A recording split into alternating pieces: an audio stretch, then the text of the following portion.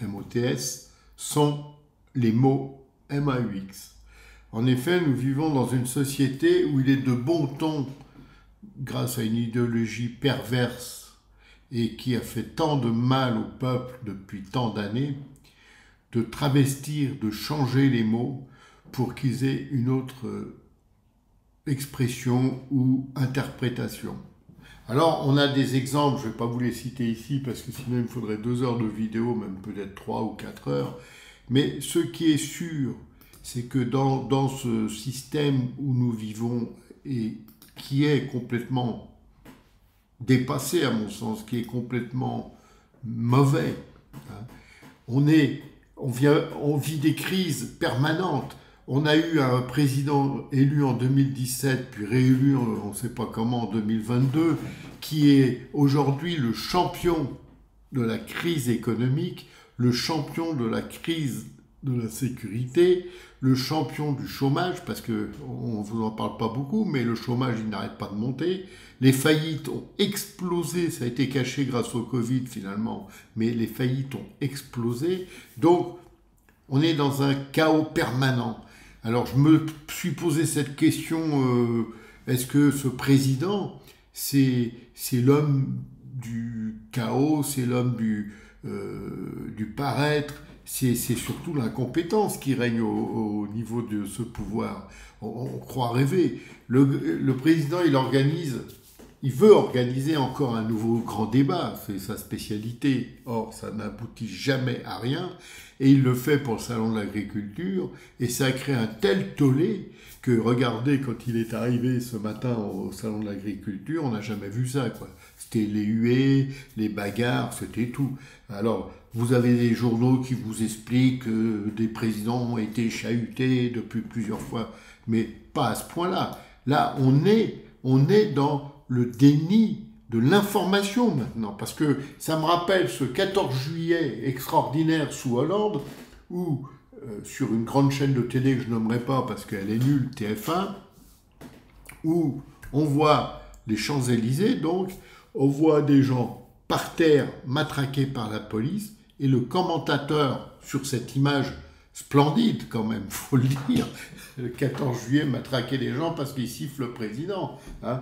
C'est ça la démocratie façon stalinienne, façon socialiste, communiste, etc. C'est une super démocratie de merde. Et qu'est-ce qu'on voit? On voit donc ces pauvres gens qui sont matraqués. C'était des gens d'un certain âge en plus, c'était pas des manifestants professionnels, des voyous, etc.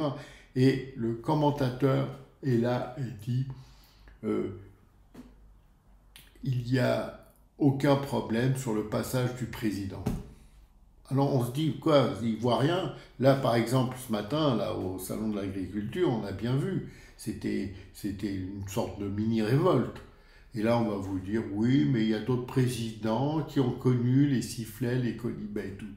Il se trouve que j'étais au Salon de l'Agriculture une année où c'était le président Chirac, et je vais vous dire, alors c'était calme, tout allait bien, et d'un coup on entend une sorte de bruit de fond énorme, hein, de gens qui acclamaient, qui applaudissaient Chirac qui est rentré au Salon de l'Agriculture à une heure où il était ouvert, ce qui n'est plus le cas des derniers présidents qui eux se cachent, et il a été ovationné comme une rockstar, quoi. C'était terrible.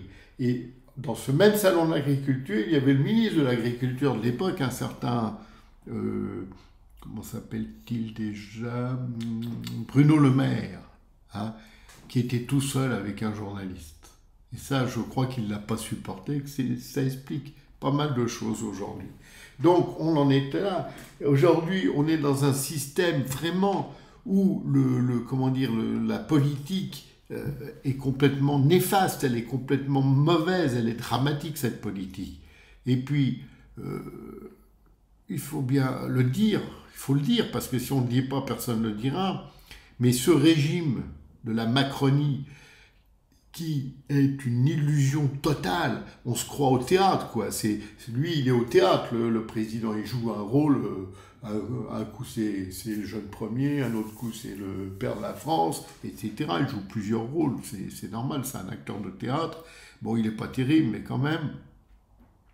Et dans ce régime autoritaire, c'est une dictature qui s'est installée, mais en douceur, c'est vrai, c'est en douceur. On n'a pas encore les soldats dans la rue, comme j'avais connu en Grèce, par exemple, où on ne pouvait même pas parler dans la rue, demander son chemin, parce que les gens avaient peur. On y vient, rassurez-vous, c'est pas un problème, on y vient, on y vient. On se croit en RDA un peu, vous savez, cette situation où vous avez la police qui est omniprésente, la police de la pensée surtout, hein, parce que la police contre les voyous, là on n'a pas le temps, on ne peut pas tout faire. Et donc on est là, on sait qu'on va au désastre, on sait qu'on va à l'explosion de la France, il n'y aura plus de France. Parce qu'avec des gens comme ça au pouvoir, avec des médias comme on a, qui masquent tout, qui essayent de tout masquer, il n'y aura plus de France. Parce qu'aujourd'hui, ce sont les agriculteurs, il y a eu les professions médicales, il y a eu les gilets jaunes, il y a eu le personnel navigant pour les avions, la SNCF, il y a tout le monde. Parce qu'aujourd'hui, qu'est-ce qu'a fait ce président? Il a détruit notre pouvoir d'achat. Et ça, c'est pas normal quand on se permet de donner des milliards à droite ou à gauche, en dehors de la France, bien entendu. Je ne sais pas s'il les donne vraiment, mais en tous les cas, nous, il ne nous donne plus rien. Parce qu'on est dans une situation humaine, catastrophique aujourd'hui. Hein, s'il faut le dire. Parce que je ne sais pas ce que les gens veulent voir ou ne pas voir, mais on est dans une situation humaine catastrophique en France. En plus, avec cette insécurité qui est insupportable, parce qu'on peut éviter tous ces problèmes. Alors moi je dis, il y a deux choses qu'on doit faire. Deux. Voilà, tout de suite, boum, boum, on arrête. On rétablit nos frontières, parce que c'est un vrai problème. On ne peut pas se le cacher. C'est pas être raciste que de dire la vérité. On a un problème avec les migrants qui viennent d'une certaine contrée, ou de certaines contrées. Et deuxièmement, il faut quitter cette Europe. Parce qu'une Europe qui a ruiné notre pays, qui a bousillé notre agriculture, hein, quand même la France c'était le pays de l'agriculture, et puis on a quand même une lourde histoire d'agriculture, une magnifique histoire d'agriculture. On est en train de la bousiller, et ça c'est quand même l'Europe, avec l'aval de la France, puisque tout ce que fait l'Europe c'est qu'on l'a accepté. Donc il faut quitter cette Europe. Alors, je suis pour une Europe des nations, si vous voulez, je suis pour une Europe un peu comme fédérale avec des États membres, mais je ne suis pas pour une Europe qui coule mon pays, c'est tout. Hein, c'est plus faire de la politique, c'est faire de la réalité. Là.